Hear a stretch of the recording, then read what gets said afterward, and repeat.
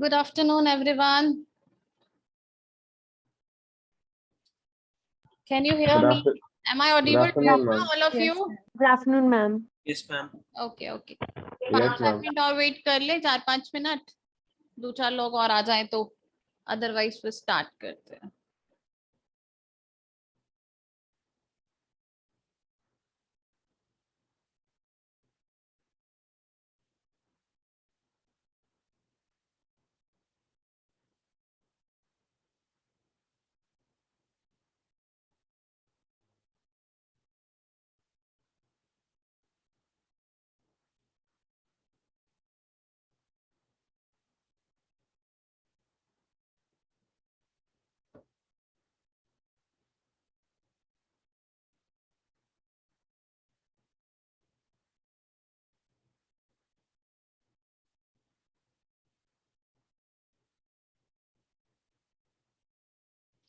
My screen is sharing with you. Yes, ma'am. Yes, ma'am. Yes, ma'am. Okay.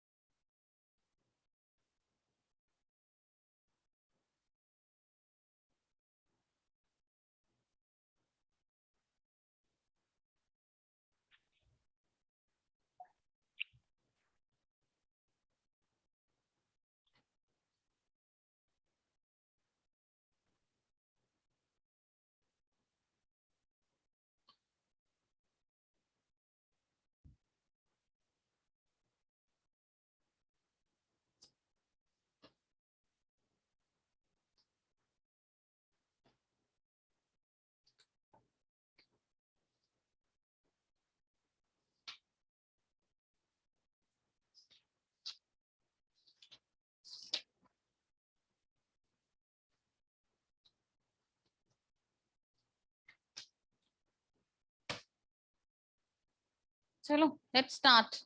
आ जाते हैं बाकी लोग. आज तुम्हारे सर ने 2 बजे छोड़ा ना तुमको. 5-7 मिनट सबका टाइम इधर उधर हो गया होगा. चलो. सो कल की क्लास में मैंने क्या कराया था, मतलब मैं टॉपिक पे आती हूँ, लॉ क्या होता है वो सब छोड़ती हूँ मैं. ठीक है, कल की क्लास में वो हो गया. अब हमने यूनिट चैप्टर स्टार्ट किया था, sales of goods act. Clear? मेरी वॉइस अब आ रही है ना? Am I audible to you ना, ऑल ऑफ यू? ओके, चलो. Yes, ma'am. Sales of goods act. Now what is sales of goods act? हमने कल स्टार्ट तो कर दिया था सेल्स ऑफ गुड्स एक्ट, लेकिन प्रॉपर नहीं समझ में आया था हमें कि हमें क्या करना था इसके अंदर. सेल्स ऑफ गुड्स एक्ट, मैंने 2-3 बातें तुमको लिखवाई थी कि सेल्स ऑफ गुड्स एक्ट क्या है, कौन सी डेट पे आया था. This is 1 July 1930. Came into force 1 जुलाई 1930. उसके बाद मैंने तुमको बताया था किस पे एप्लीकेबल होता है. It is applicable whole of India. ये हमने नोट डाउन करा था, whole of India except Jammu and Kashmir. Reason भी मैंने बताया था, what is the reason behind कि JNK के ऊपर क्यों सारे एक्ट को अप्लाई नहीं किया जाता, क्यों कौन कौन से एक्ट को अप्लाई किया जाता है. बट नाउ अब जो सिचुएशन है उस टाइम पे जम्मू एंड कश्मीर पे सारे एक्ट्स एप्लीकेबल होंगे, because Jammu and Kashmir is an part of an India. ठीक है, ओके. तो ये मैंने कल की क्लास में बताया था. सिर्फ दिस इज इंट्रोडक्शन. अब मैं दोबारा से शुरू करती हूँ कि सेल्स ऑफ गुड्स एक्ट में बेसिकली होता क्या है. Sales of goods act, sale हो रही है, सिंपल सी बात है. किस चीज की सेल हो रही है? गुड्स की सेल हो रही है ना. सेल हो रही है, वो भी गुड्स की सेल हो रही है. ठीक है, कौन सी गुड्स? ये मैंने कल की क्लास में तुमको बताया था, मूवेबल गुड्स की बात होती है यहाँ पर. Goods means movable goods. Immovable goods की बात हम यहाँ पर नहीं करते हैं. अब मूवेबल गुड्स कौन सी होती है भाई? जो मूव कर सकती हैं, जो जा सकती हैं इधर से उधर, जो सेलेबल भी होती है. बहुत सारी ऐसी चीजें हैं. अभी मैं तुमको गुड्स की डेफिनेशन कराऊंगी, आज की क्लास में ही कराऊंगी कि what is the meaning of goods. ऐसी कौन कौन सी डेफिनेशन है जो गुड्स में चीजें जाती हैं. तुम्हारे अकॉर्डिंग तो बहुत सारी चीजें हैं जो मूव कर सकती हैं, जो गुड्स में जा सकती हैं, लेकिन लॉ के अकॉर्डिंग सारी चीजें गुड्स नहीं होती हैं. ठीक है, लॉ बोलता है ये चीज गुड्स है, ये चीज गुड्स नहीं है. इट इंक्लूड्स और इट एक्सक्लूड। लॉ ने प्रॉपर डेफिनेशन दी हुई है गुड्स की, बट अभी सिर्फ इतना समझो, गुड्स मींस मूवेबल गुड्स, जो मूव कर सकती है one place to another place, one place to another place, उसको बोला जाता है movable goods.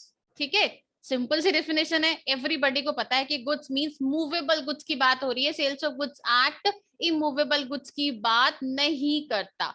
Sales of goods act, mind में रखना इस चीज को, sales of goods act immovable goods की बात नहीं करता है। इमूवेबल गुड्स को डील करता है transfer of property act. Clear? तो इमूवेबल गुड्स को कौन डील करता है? जस्ट फॉर योर नॉलेज बता रही हूँ, पता होना चाहिए। घर में कोई बात करता है कि इमूवेबल प्रॉपर्टी है, लैंड है, उस पर कौन सा एक्ट लगेगा, कौन सा लॉ लगेगा? तो उसके ऊपर ट्रांसफर ऑफ प्रॉपर्टी एक्ट लगता है। ये तुम लोगों को एज अ चार्टर्ड अकाउंटेंट नहीं पढ़ना, ठीक है?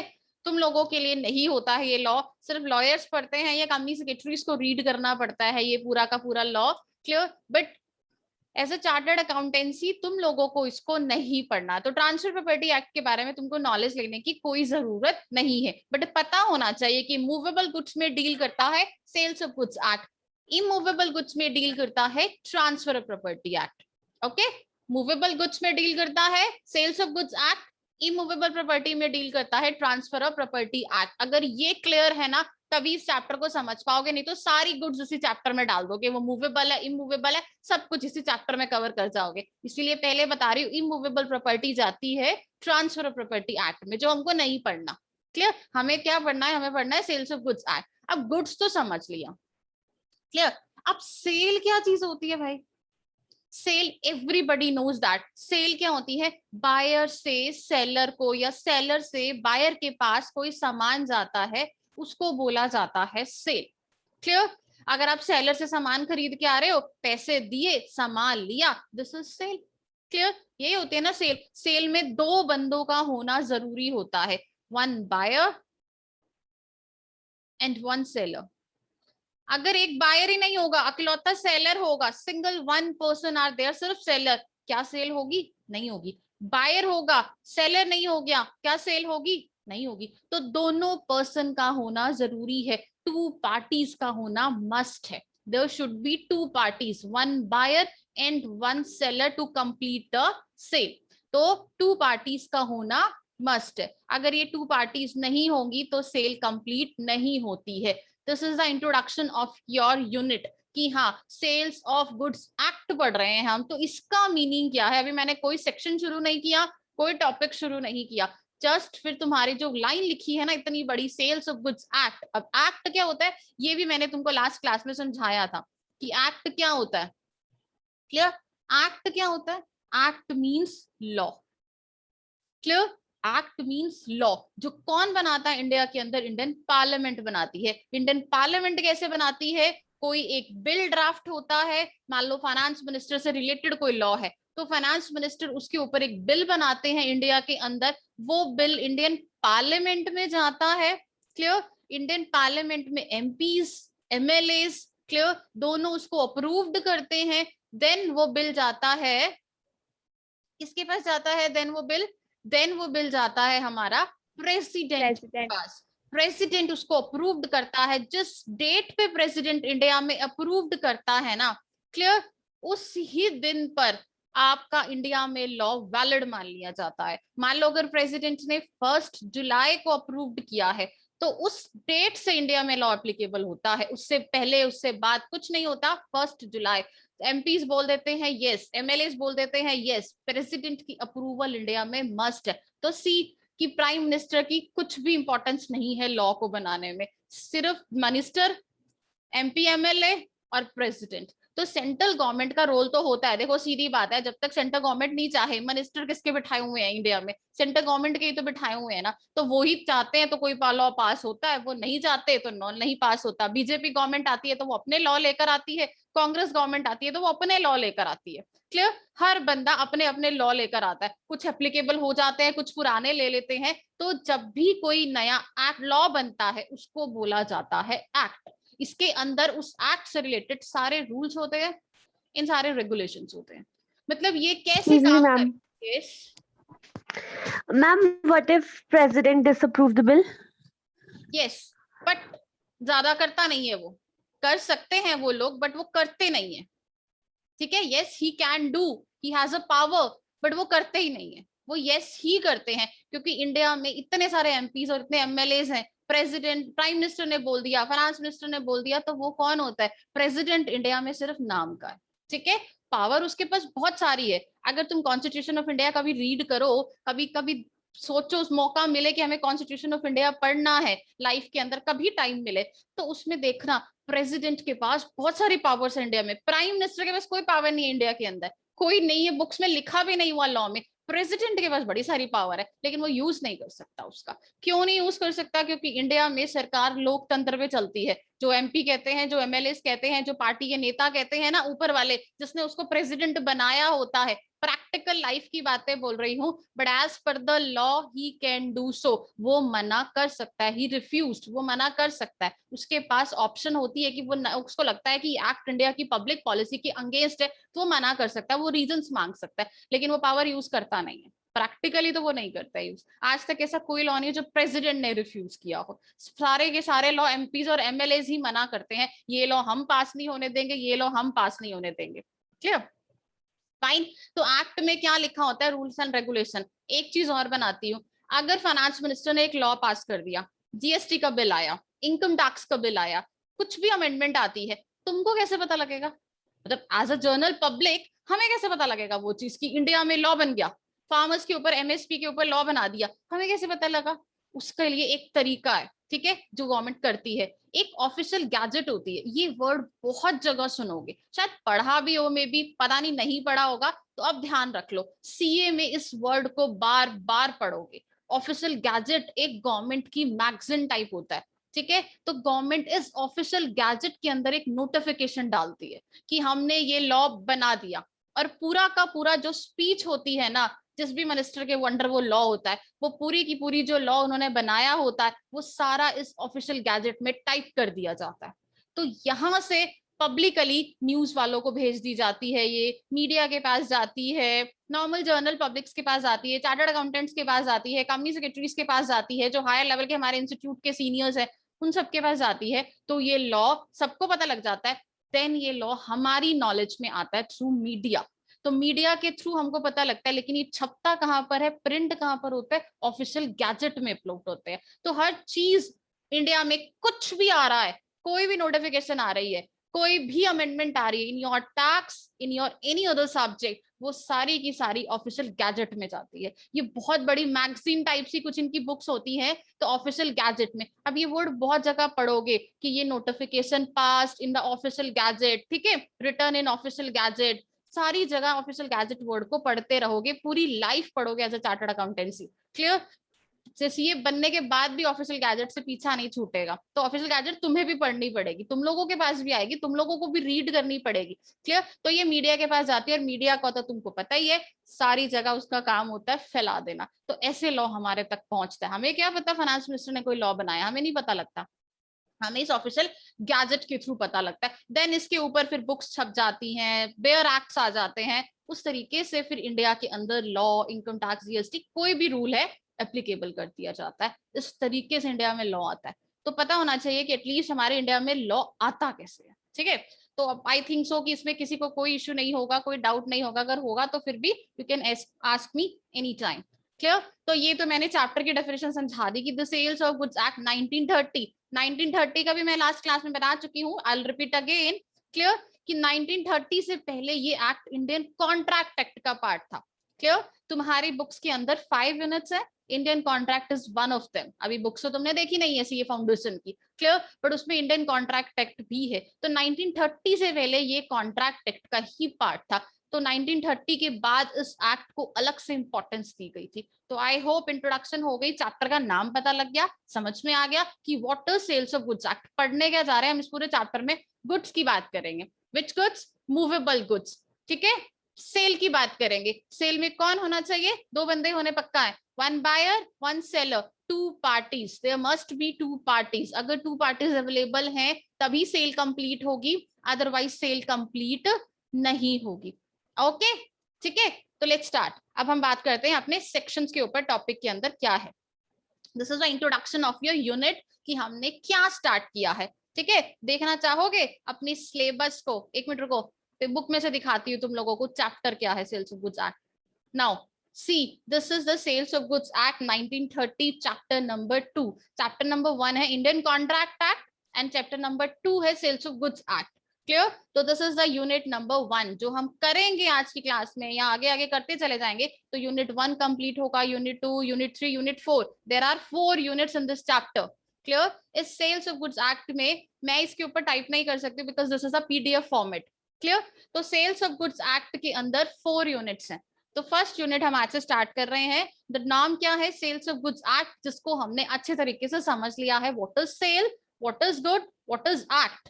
ठीक है, इन तीनों का मतलब हम लोगों को पता है। अब हम क्या पढ़ने जा रहे हैं ये हमें पता होगा, तो इस तरीके से हम इस चैप्टर को समझने में आसानी होगी। क्योंकि अगर चैप्टर का नाम नहीं पता, मेरी आदत है मैं हर क्लास के अंदर पहले चैप्टर के नाम को समझाती हूँ। अगर नाम समझ में आ गया ना तो उसके जो सेक्शन है उस चैप्टर के, बिकॉज हम एक्ट पढ़ रहे हैं, हम कोई बिजनेस स्टडी का चैप्टर नहीं पढ़ रहे हैं, मैनेजमेंट का टॉपिक नहीं पढ़ रहे कि आगे आगे समझ में आ ही जाएगा कि ऊपर प्लानिंग है, ऊपर डिस्ट्रीब्यूशन है, वो नहीं, वो तो पता ही है हमें, उसके बारे में बात हो रही है। लेकिन हम एक्ट पढ़ रहे हैं, इस एक्ट में क्या चीजें होती है हमें पता होना चाहिए। कौन सी सेल, कौन सी goods. Goods means movable goods. मैं बार बार बोल रही हूँ, बच्चे बहुत मिस्टेक करते हैं इस गुड्स वाले टॉपिक के ऊपर, भूल जाते हैं कि मूवेबल की बात हो रही थी, इमूवेबल को भी आंसर करके आ जाते हैं। क्लियर? तो इस चीज का ध्यान में रखना। तो चलो अब स्टार्ट करते हैं हम अपना सेक्शन। मैंने लास्ट क्लास में तुमको एक सेक्शन कराया था, सेक्शन 4 सबसेक्शन 1 कराया था, कॉन्ट्रैक्ट ऑफ सेल। ठीक है, मैंने इसकी डेफिनेशन भी लिखवाई थी, मैं दोबारा लिख देती हूँ। ठीक है, अगर किसी की मेरी नेट की इशू की वजह से किसी ने नोटिंग नहीं की हो या ना समझ में आई हो तो आई विल रिपीट अगेन। मैं नए सिरे से आज ये चैप्टर शुरू कर रही हूँ, कॉन्ट्रैक्ट ऑफ सेल। तो सबसे पहले लिखो what is contract of sale. लिखो अकॉर्डिंग टू सेल्स। मेरी लॉ की नोटबुक अलग होनी चाहिए, मैं बहुत लिखवाती हूँ बच्चे, अगर मैं लिखवाऊंगी नहीं ना तो तुमको लर्न नहीं होगा लॉ। ठीक है, जो मुझे लगता है कि बच्चे को लिख के याद हो जाएगा वो मैं लिखवाती हूँ। नोट्स मिलेंगे तुम लोगों को, फोटोस्टैट नोट्स भी मिलेंगे, इंस्टीट्यूट की बुक्स भी करनी है हम लोगों को, लेकिन मैं हैंड रिटन नोट्स, जब तक मैं लिखवा नहीं लूंगी ना मुझे वो नहीं होता सेटिस्फेक्शन, कि मेरे को ऐसा लगता है कि बच्चे ने कुछ नहीं किया होगा। वो मैं एक लैंग्वेज बुक खोल के पढ़ाई जा रही हूँ, तुम लोगों को समझ नहीं आएगा कि इंग्लिश में क्या लिख रहे हैं हम, नहीं पता ना। लॉ के एक एक वर्ड को समझना जरूरी है, because this is very new subject to you. Clear? तो एक एक वर्ड का मतलब समझ में आएगा तभी लॉ समझ में आएगा। लिखा हुआ पढ़ने से लॉ समझ नहीं आता, उसकी इंटरप्रिटेशन जरूरी होती है लॉ के अंदर। तो वो इंटरप्रिटेशन हम लिख कर ही करेंगे इन योर ऑन लैंग्वेज। ठीक है, हम अपनी लैंग्वेज में उसकी डेफिनेशन लिखेंगे, देन लॉ की लैंग्वेज तुम रीड करोगे तो तुमको बड़े आराम से डेफिनेशन समझ में आ जाएगी। क्लियर? चलो, contract of sale according to sales of goods act 1930। Clear? क्या लिखवाया था मैंने? एक कॉन्ट्रैक्ट ऑफ सेल। अच्छा एक चीज और, मैं जो लास्ट क्लास में मेरी इंटरनेट की डिस्कनेक्शन की वजह से तुमको नहीं बता पाई थी, इस बात को सीए करते टाइम पल्ले बांध लो, पूरी फाइनल तक करनी है ये चीज तुम लोगों को। हम कुछ भी लिखते हैं लॉ के अंदर, कुछ भी, क्लियर, लॉ में लिखने को आता है, अकाउंट्स की थ्योरी में लिखने को आता है, कहीं पे भी कुछ भी थ्योरी लिखने जा रहे हैं हम, पेपर के अंदर पॉइंट्स में लिखोगे। ठीक है, बुलेट्स दे दे के लिखोगे। आज मैं वैसे ही लिखवाऊंगी तुम लोगों को ताकि तुम्हें नोट्स बनाने आए बुलेट्स में। ठीक है, ऐसे 1 2 3 करके लिख लो। ठीक है, एरो देकर लिख लो, ABC करके लिख लो, whatever you want to write, जैसे भी लिखना है, बट लिखना उनको पॉइंट्स के अंदर है। अगर आप पेपर पॉइंट्स में लिख कर आ रहे हो ना, 100% श्योर हूं मैं कि मार्क्स वो ज्यादा देता है। ठीक है, बहुत सब चेक कर चुकी हूँ मैं, इतने टाइम से मेरे को पता लग रहा है कि मैं चेक कर रही हूँ कि पेपर में जो बच्चा इस तरीके से लिख कर आ रहा है उसके मार्क्स ज्यादा आ रहे हैं। क्लियर? और जो सीधा की सीधी पूरी की पूरी डेफिनेशन को 4 लाइनों में समझा के आ गया, इंस्टीट्यूट को क्या तुमको ही समझ नहीं आती? तो तुम्हें समझनी है किसी डेफिनेशन को तो भी डिवाइड कर करके समझना है। ये जो डेफिनेशन मैं यहाँ लिखने जा रही हूँ इंस्टीट्यूट के अंदर की बुक के अंदर एक पैराग्राफ में लिखी हुई है, उस पैराग्राफ को मैं बुलेट्स में डिवाइड कर रही हूँ, नंबर्स में डिवाइड कर रही हूँ। तो उस तरीके से ही तुमको डेफिनेशन पेपर में लिखनी है, in your foundation, in your IPCC, in your final, सब जगह। हम भी ऐसे ही करते थे, बहुत सारे स्टूडेंट्स ऐसे ही करते हैं। फाउंडेशन में तो पक्का ही करना है, आईपीसीसी और फाइनल के अंदर तुम अपने हिसाब से करना शुरू कर देते हैं। बच्चे जब आगे चले जाते हैं फाइनल के अंदर उन्हें बहुत सारी नॉलेज आ जाती है, तो अपने हिसाब से समझ जाते हैं कि how to attempt exam. But अभी तुमको नहीं पता कि सीए का एग्जाम कैसे अटेम्प्ट करना है। तो मेरी बात पल्ले बांध लो, लॉ का पेपर सीए फाउंडेशन का तुम लोग पॉइंट्स में लिख कर आओगे। कुछ भी लिख रहे हो यार, डेफिनेशन भी लिख रहे हो ना, उनको भी पॉइंट्स में लिखोगे। 100% तभी मार्क्स ले, क्योंकि उसको दिख रहा है कि बच्चे ने देखो वाओ डेफिनेशन समझाइए, 4 लाइनों में समझा दी, समझ में आ गई, 2 मार्क्स इसको। क्लियर? कोई कटिंग की गुंजाइश नहीं होती, कोई ओवर राइटिंग की गुंजाइश नहीं होती, कहाँ कॉमा लगाना है, कहाँ कुछ करना है, हमें पता ही नहीं होता, क्योंकि हम इतने तो ग्रामर के अंदर स्ट्रांग नहीं होते हैं ना। पॉइंट्स में लिख दो, खत्म करो ना कहानी, उनको पॉइंट समझा दो कि these are the key points. Law पूरा का पूरा, लॉ एंड बीसीआर की पॉइंट्स पे चलता है, तो लॉ में तो हर चीज को समझाना है। और वन मोर थिंग, डेफिनेशन की लैंग्वेज कोई भी बच्चा नहीं हिलाएगा। लॉ के अंदर जो डेफिनेशन की लैंग्वेज लॉ में लिखी हुई है, मैं भी वही लिखवाऊंगी जो बुक्स में है इंस्टीट्यूट की, मैं भी इधर उधर नहीं करूंगी वर्ड्स को। क्लियर? तो लॉ की लैंग्वेज, इंस्टीट्यूट की जो बुक की लैंग्वेज है या लॉ की लैंग्वेज है, उसको एज इट इज लिखोगे डेफिनेशंस के अंदर। हाँ, बाकी आगे आगे जो सेक्शंस आएंगे हम पढ़ेंगे कि what is sale, what is goods, ठीक है, टाइप ऑफ अ गुड्स पढ़ेंगे हम लोग, गुड्स में कैसे ऑनरशिप ट्रांसफर होती है, बहुत सारे टॉपिक्स पढ़ेंगे। उनकी लैंग्वेज को आप इधर उधर कर सकते हो, कि ऐसा ही नहीं कि जो दिया है बस वही रट्टा मार के टेप की आना है। Ma'am this is not possible, हम लोग नहीं कर सकते हैं। क्लियर? वो तो मुझे भी पता है, कोई भी नहीं कर सकता। क्लियर? तो लेकिन डेफिनेशन सारी की सारी आपको जो लैंग्वेज दी है ना इन योर बुक, वही लिख कर आनी है। तो उसका सबसे आसान तरीका है पेपर में पास होने के लिए, पॉइंट्स में लिखो। क्लियर? हर क्लास में थोड़ी दिन तो मैं बताती रहूंगी ये बात, लेकिन फिर मैं पॉइंट्स में आ जाऊंगी अपने आप से। क्लियर? तो तुम्हारी वो हैबिट बन जाएगी कि हमें पॉइंट्स में ही करना है, हर चीज पॉइंट्स में ही मार्क्स मिलते हैं। की पॉइंट्स, हर चीज पॉइंट्स में लिखेंगे तो हमारे को एग्जामिनर ज्यादा मार्क्स देगा, ये मैं शुरू से बताती हूँ। क्लियर? चलो, सेल्स ऑफ गुड्स एक्ट की डेफिनेशन लिखते हैं। चलो भाई, कॉन्ट्रैक्ट ऑफ सेल क्या होता है, लिख तो मैंने कल भी लिखवा दी थी तुम लोगों को, बट आज मैं पॉइंट्स में लिखवाती हूँ कि जैसे तुम लोगों को इन योर एग्जाम लिख कर आनी है। तो चलो, according to sales of goods act, write down a contract of sale of goods, a contract of sale of goods, spelling mistake नहीं करना। अगर कोई डाउट है, कोई स्पेलिंग नहीं समझ में आ रही, देन आस्क मी। मार्क्स कटते हैं लॉ के अंदर, क्योंकि तुम लिख कुछ और रहे हो लॉ में, उसका मतलब कुछ और निकलता है, वो तो कुछ और ही समझ के आंसर ले लेगा ना। तो अकाउंट्स में चल जाएगा तुम लोगों की स्पेलिंग मिस्टेक, इकोनॉमिक्स में भी ऊपर नीचे थोड़ी बहुत ही चल जाती है, लॉ में नहीं चलेगी। तो अगर कोई स्पेलिंग नहीं समझ में आ रही, देन आस्क मी। शर्माने की कोई जरूरत नहीं है, सीए तुमने बनना है, तुमने पास होना है। ठीक है? तो कुछ भी आज पूछोगे तभी कंपनी के डायरेक्टर्स के सामने खड़े होके प्रेजेंटेशन दे पाओगे, बैलेंस शीट को एक्सप्लेन कर पाओगे। कैसे करोगे? कंपनी का डायरेक्टर खड़ा होके कहेगा चलो भाई मिस्टर सीए बताओ भाई कंपनी का एनुअल रिटर्न क्या बोलता है, कंपनी की बैलेंस शीट क्या बोलती है। हमें तो बोलना ही नहीं आता सर, बिकॉज हमने कभी बोला ही नहीं है।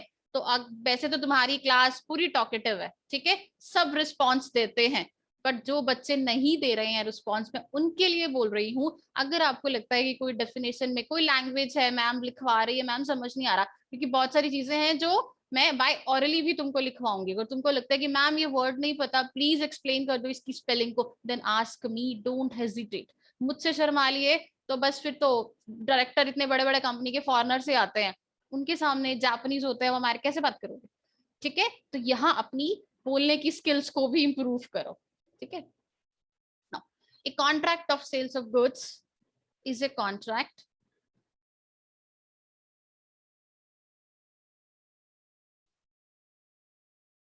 whereby the seller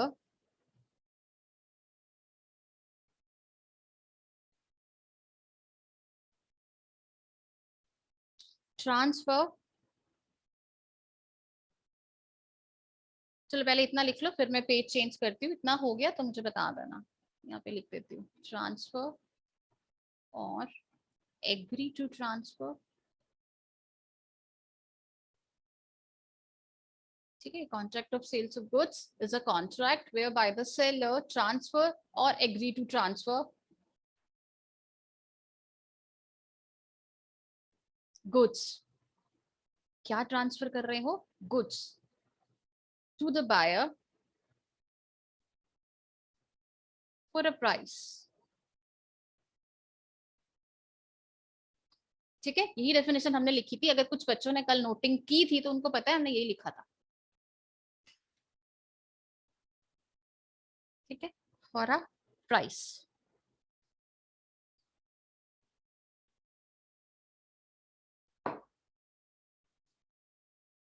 clear? लिख लिया everybody? Have you written all of you? Done ना?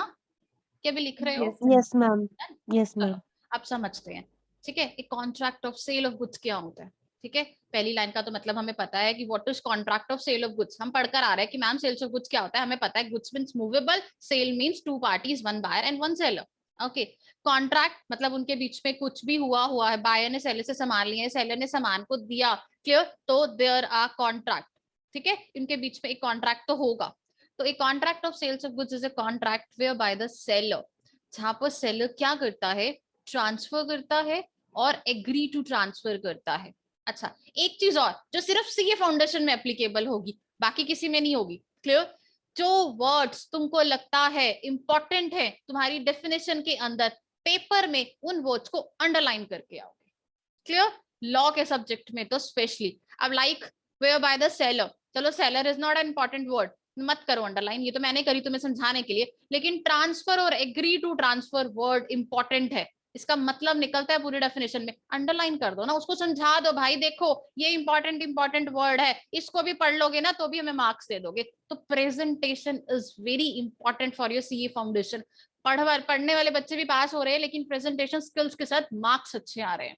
लिख के आओगे पास तो तब भी हो जाओगे यार, वो दे देगा तुमको मार्क्स, ठीक है? लेकिन अगर चाहते हो मार्क्स अच्छे लेना और हाँ कोई भी कमी नहीं छोड़ना कि हमें फर्स्ट अटेम्प्ट सीए की निकालनी ही निकालनी है, तो प्रेजेंटेशन स्किल्स के ऊपर ही फोकस करो। जो मैं साइड बाय साइड बताती रहूंगी, तुम्हें दिमाग लगाने की जरूरत नहीं है, बट सुनते रहना बस मुझे, clear?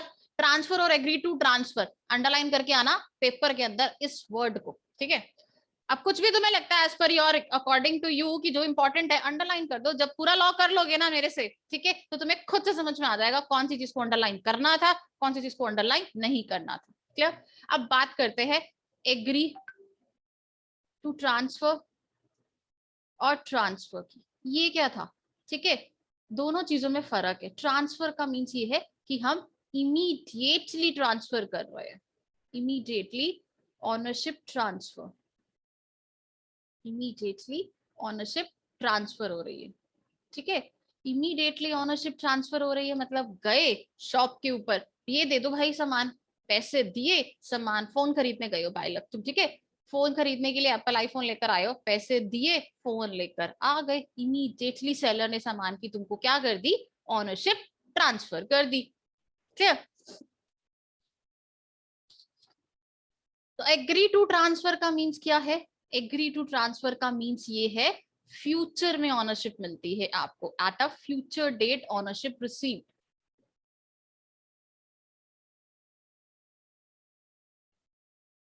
Ownership receive, clear? Example दिया था मैंने कल की क्लास में भी केक वाला। लाइक अगर तुमको केक चाहिए, तुमको केक के ऊपर कुछ बनवाना है यार, स्पेशल टाइप्स के केक चाहिए, स्पाइडरमैन बनवाना है सपोज, क्लियर? फाइन, तो तुम उसको बोल के आओगे हमें स्पाइडरमैन वाला केक चाहिए, ठीक है? अब वो बने बनाए थोड़ी पड़े होते स्पाइडरमैन वाले केक की, लो सर हमने स्पाइडरमैन वाला बना के रखा था, हमें पता है आप आ रहे हो, ऐसा नहीं होता ना, क्लियर? तो हमको उसको ऑर्डर देकर आना पड़ेगा, वो हमको स्पाइडरमैन वाला केक बनाकर देगा। आपने कॉन्ट्रैक्ट कर लिया उसके साथ, contract of sale, but agree to transfer है कि वो आपको एक फ्यूचर डेट पे, जिस डेट पर भी आपने ऑर्डर बोला है उसी डेट पर आपको ट्रांसफर करेगा, वो होता है एग्री टू ट्रांसफर। तो सीधा फंडा है, एग्री टू ट्रांसफर का मीन्स क्या है कि फ्यूचर डेट पे हमको सामान की ऑनरशिप मिलती है, और ट्रांसफर का मीन्स ये कि हमें इमीडिएटली गुड्स की ऑनरशिप रिसीव्ड हो जाती है। Transfer means immediately, agree to transfer means at a future date, clear? यहां तक की डेफिनेशन समझ में आ गई? अच्छा, ये गुड्स है, ठीक है, इसके ब्रैकेट में लिख लो property of goods, property of goods. Property का मीन्स होता है ownership, property means ownership, clear? तो गुड्स की ऑनरशिप किसको जाएगी, बायर को जाएगी, ठीक है? किसके लिए जाएगी, प्राइस के लिए जाएगी, ठीक है? गुड्स की ऑनरशिप किसको जाएगी, बायर को जाएगी, और किसके लिए जाएगी, फॉर अ प्राइस के लिए जाएगी, ठीक है? आई होप अब ये डेफिनेशन क्लियर होगी। तो क्या डेफिनेशन हमने लिखी, I'll repeat again, इस डेफिनेशन पे बहुत सारे मार्क्स आते हैं, डायरेक्ट भी आती है, केस स्टडी में भी आती है, this is the base of this unit. अगर ये नहीं पता तो कुछ नहीं पता पूरे सेल्स ऑफ गुड्स एक्ट के अंदर, ठीक है? इसीलिए मैं दोबारा समझा रही हूँ, एक contract of sales of goods is a contract वे, अच्छा मेरे साथ साथ रिपीट करो, माइक ऑन मत करना, अदरवाइज हॉचपॉच हो जाएगी क्लास। क्लियर? बट अपने आप से खुद योरसेल्फ रिपीट करो, a contract of sales of goods is a contract whereby the seller transfer or agree to transfer what goods to the buyer for a price। ठीक है, इस तरीके से इस डेफिनेशन को आई अपने हाथ, कुछ बच्चे तो लर्न भी कर चुके होंगे साथ साथ, जिन्होंने साथ साथ बोला और जैसे तो समझ रहे हैं ना, उनको लर्न होगी डेफिनेशन। ऐसे ही सारा लॉ हमको लर्न करना है। ठीक है, तो हमें कॉन्ट्रैक्ट ऑफ सेल का मीन समझ में आ गया कि कॉन्ट्रैक्ट ऑफ सेल्स में क्या होता है, या तो हम फ्यूचर डेट पे ट्रांसफर लेते हैं ऑनरशिप, या फिर नॉर्मल इमीडिएटली ट्रांसफर ले लेते हैं। फ्यूचर डेट पे लाइक आप फर्नीचर बनाने के लिए गए हो, हमें व्हाइट कलर का फर्नीचर चाहिए अपने घर के लिए, वो बना नहीं मिलता कभी भी, आपको ऑर्डर ही देना पड़ेगा लाइक, या फिर नॉर्मल फर्नीचर पड़ा भी है उसकी शॉप पे, भैया इसके अंदर तो बहुत सारी प्रॉब्लम है, इसकी पॉलिश खराब हो रखी है, यहाँ पर ये स्क्रैच पड़ा हुआ है, इसको प्लीज आप अच्छे तरीके से दोबारा से ठीक करके दीजिए हमको, हम 4 दिन बाद आएंगे ले जाएंगे। 1 दिन बाद ही फ्यूचर हो जाता है, ये तो तुमको पता है ना। क्लियर? तो चाहे 2 दिन बाद लो, 1 दिन बाद लो, 3 दिन बाद लो, एग्री टू ट्रांसफर है, इमीडिएटली ले रहे हो, this is transfer. Okay, this is very clear to you. अगर कोई डाउट हो तो पूछते रहना साथ साथ, आगे मत छोड़ देना उसको, पूछते रहना।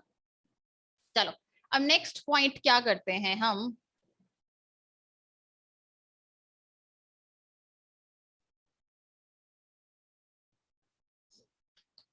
Right down the next point, buyer and seller. ये मैं सिर्फ डिक्टेट कर देती हूँ, तुम लोग लिख लो what is buyer and what is seller.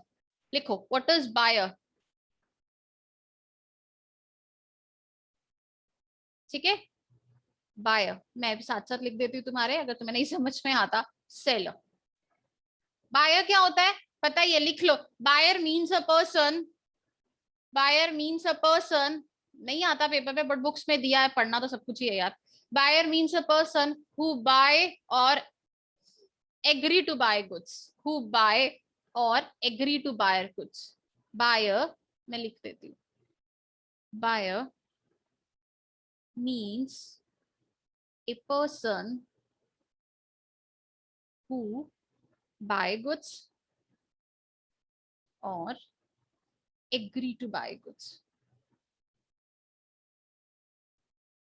clear? now what is seller? seller भी बताइए, लिख लो, seller means a person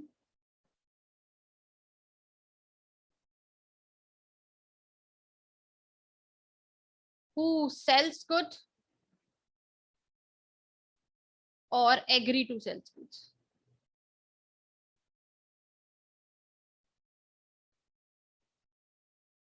तो seller means a person who sells good और agree to sells good। everybody clear? इसमें कोई दिक्कत है ही नहीं, होनी भी नहीं चाहिए, तो बहुत आसान सी डेफिनेशन थी, सबको पता था कि ये क्या चीज है। ठीक है, तो समझ में आ गई होगी। अभी मुझे तुम लोगों के इतने नाम लर्न नहीं हुए हैं, कुछ कुछ के हुए हैं जो सामने स्क्रीन पे नजर आ रहे थे। ठीक है, तो जब सबके नाम याद हो जाएंगे तो मैं सबसे फिर पूछूंगी। अभी तो मुझे सिर्फ आस्था, महक, इन सब 2-3 लोगों के नाम याद हुए हैं, मुझे भी ज्यादा नाम नहीं याद हुए हैं। क्लियर? तो जब हो जाएंगे तो फिर बोलूंगी मैं। ठीक है, नाउ नेक्स्ट और सबसे इंपॉर्टेंट डेफिनेशन है गुड्स की डेफिनेशन। ठीक है, तो now write down about goods क्या होता है भाई। इसके ऊपर बहुत सारे केस लॉज आते हैं तुम्हारे पेपर में, तुम्हारे लॉ के पेपर में कुछ परसेंट केस लॉज भी आते हैं। लाइक अगर 60 मार्क्स का पेपर है, ठीक है, तो 20 to 25 मार्क्स लगा लो, बस 20 से 25 मार्क्स केस लॉ में आएंगे, बाकी 15 to 20 मार्क्स जाएगा डायरेक्ट क्वेश्चंस में। ठीक है, और डायरेक्ट क्वेश्चंस के अंदर जो सबसे इंपॉर्टेंट क्वेश्चंस होते हैं वो होते हैं डिफरेंसेस। अभी हम इस यूनिट के अंदर भी डिफरेंसेस करेंगे, और उसको कैसे लर्न करना है वो भी बताऊंगी कि 15 से 20 मार्क्स सबके एट द एंड फाइनली पक्के रहेंगे। अब देखो केस लॉ तो इंस्टीट्यूट ही जाने वो क्या डालता है। क्लियर? हमें तो सिर्फ उसको अटेम्प्ट करना आना चाहिए, लेकिन जो 15 से 20 मार्क्स का पेपर डायरेक्ट आता है, जो डिफरेंसेस का आता है, डिफरेंस आएगा, सेल्स और कॉन्ट्रैक्ट का डिफरेंस बता दो, वारंटीज एंड कंडीशंस का डिफरेंस बता दो, भारी भरकम वर्ड अभी समझ नहीं आएंगे, बायर एंड सेलर का डिफरेंस बता दो। क्लियर? तो ये डिफरेंस तो हम आराम से 15 से 20 मार्क बहुत आराम से ले जाएंगे, इतने अच्छे तरीके से हम उसके अलग से नोट्स बना के उसको प्रिपेयर कर लेंगे। मेहनत रह जाएगी 20 से 25 मार्क्स केस लॉ की, जो वो भी हम प्रैक्टिस अच्छी तरीके से करेंगे, वो तो पेपर में एट ए टाइम ही तुमको सामने सामने आएगा कि ये आया, इसको आंसर ये करना है, करा हुआ भी आ सकता है, नहीं करा हुआ भी आ सकता है। प्रोबेबिलिटी वैसे करे हुए की आती है, इतने सारे एमटीपीज हैं, आरटीपीज हैं, इतने सारे इंस्टीट्यूट के स्कैनर्स हैं, उनमें से ऑलमोस्ट करा हुआ ही आता है। प्रोबेबिलिटी तो यही रहती है, फिर भी थोड़ा परसेंट ऐसा होता है कि नहीं भी करा हुआ आ सकता। अब गुड्स की डेफिनेशन पहले लिखते हैं, पूरी गुड्स की डेफिनेशन को वैसे ही लिखेंगे जैसे पॉइंट्स में लिखते आ रहे हैं, फिर समझेंगे। गुड्स की डेफिनेशन के ऊपर स्टार मार्क दे दो भाई, ठीक है। अच्छा, जो चीज मैं इंपॉर्टेंट बोलती हूँ ना, उसके ऊपर 2-3 स्टार दे दिया करो, मतलब this is very very important, अच्छे तरीके से लर्न करनी है इसको।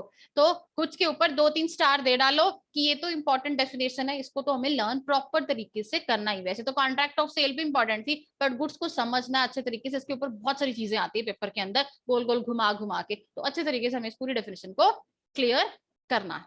क्लियर, चलो लिखो गुड्स क्या मैम होता है। आपने बाय और सेलर की जो डेफिनेशन लिखी है ना, वो स्क्रीन पे शो नहीं हो रही है। शो नहीं हो रही है? अच्छा, थैंक यू सो मच बताने के लिए, मैंने स्क्रीन दोबारा शेयर कर देती हूँ। Done yes ma'am. डन, मुझे बताते रहा करो बेटा, कई बार ऐसा होता है कि मैं स्क्रीन चेंज कर देती हूँ, शेयर करना तुम लोगों से भूल गई, ठीक है। बहुत सारी स्क्रीन ऊपर खुली होती है, मेरे हिसाब से तो लिखा हुआ आ रहा होता है ऊपर योर स्क्रीन इज शेयरिंग, और तुम्हारे साथ शेयर हुई नहीं हुई ये कई बार रह जाता है, तो तुम्हारी रिस्पॉन्सिबिलिटी है, बताते रहा करो बीच बीच में। ये सब बच्चों को मैं बोलती हूँ कि समटाइम्स कई बार रह भी जाती है कि स्क्रीन शेयर हुई नहीं हुई, ठीक है। डन, लिख लो, लिख ली है तो वेरी गुड, जिसका रह गया था वो भी लिख लो, मैं गुड्स की डेफिनेशन लिखने जा रही हूँ, ठीक है। Goods means, write down, next page कर रही हूँ मैं, नेक्स्ट पेज पे लिखती हूँ।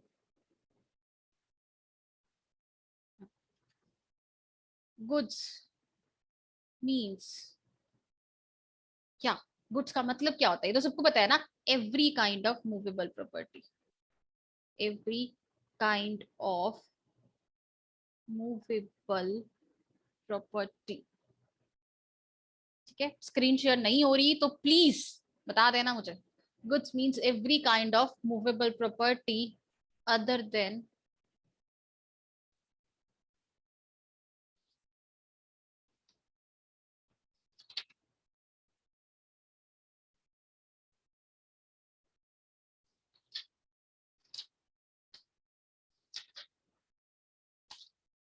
other than actionable claims and money, other than actionable claims and money. It includes, ठीक है, it includes A point, stock and shares,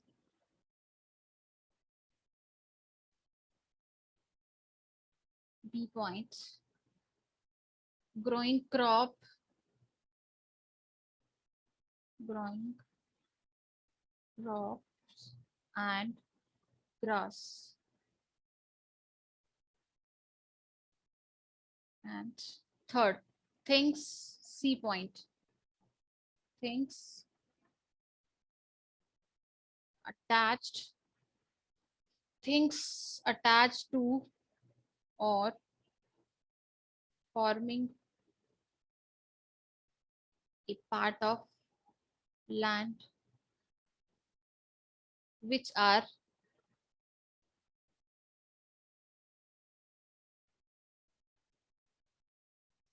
agreed to be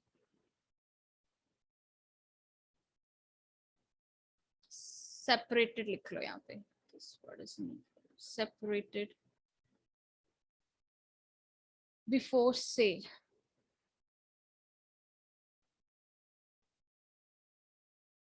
यहाँ तक लिख लो, फिर मैं नीचे लिखती हूँ, आगे रह गया before sale, under the contract of sale, before sale के बाद लिखो और under the contract of sale, यहाँ लिख दूँ और under the contract of sale, ठीक है। तो लिखो goods means every kind of movable property other than actionable claims and money, it includes stock and shares, growing crops and grass, things attached to or forming part of a land which are agreed to be separated before sale or under the contract of sale. Write down.